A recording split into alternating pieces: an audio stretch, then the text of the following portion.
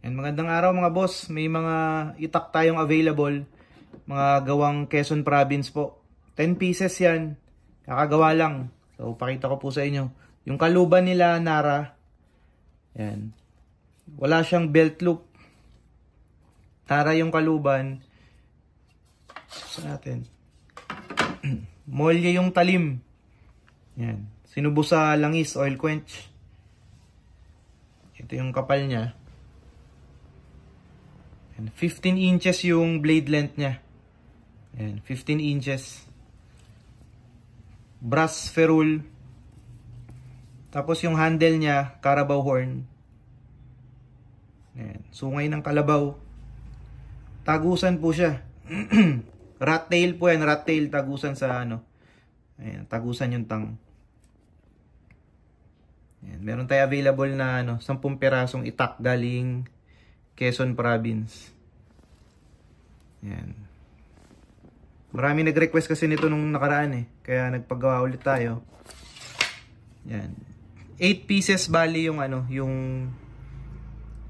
sungay na handle. Dapat yan 10 pieces kaya lang naubusan ng sungay. So meron tayong dalawang kahoy na handle.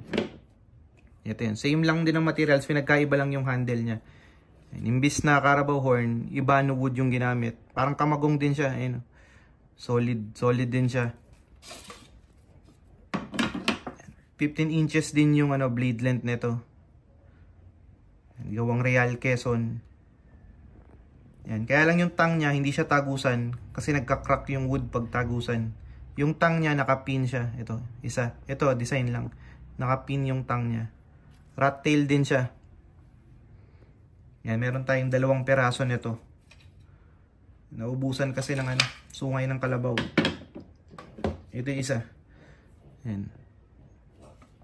Ibano wood. Check natin. Yan, napakaganda mga boss. Kung interesado kayo mga boss, PM lang po.